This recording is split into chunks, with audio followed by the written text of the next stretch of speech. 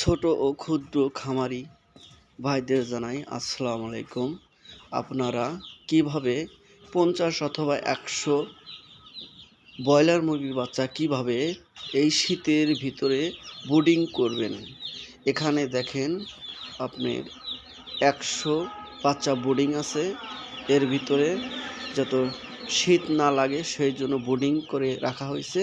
দেখেন কিভাবে ব্রুডিং করে রাখলে আপনার বাচ্চা কোনো সমস্যা হবে না। এই শীতের ভিতরে বাচ্চা ব্রুডিং মেন সমস্যা। ব্রুডিংয়ের কারণে অনেক বাচ্চা ঠান্ডা জনিত কারণে মারা যায়। দেখেন কিভাবে ব্রুডিং করে রাখতে হয় 50 অথবা 100 বাচ্চা। এই যে আপনার এখানে দেখতেছেন, এখানে 50টা বাচ্চা ব্রুডিং আছে। আপনার 100 ওয়াট বাল্ব এর ভিতরে সুন্দর করে খাদ্য দিয়ে ক্যারেটের ভিতরে রাখা হয়েছে। এই শীতের ভিতরে, প্রচণ্ড শীতের ভিতরে যাতে বাচ্চা ঠান্ডা জনিত কারণে মারা না যায় সেই জন্য এখানে রাখা হয়েছে।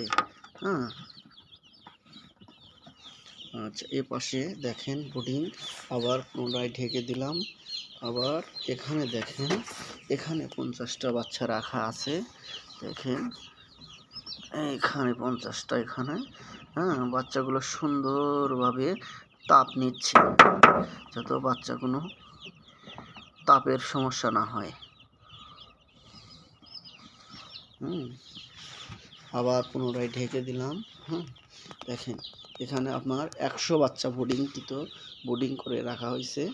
এই শীতের ভিতরে, প্রচণ্ড শীতের ভিতরে কিভাবে অল্প পরিমাণ বাচ্চা ব্রুডিং করে রাখা হয়।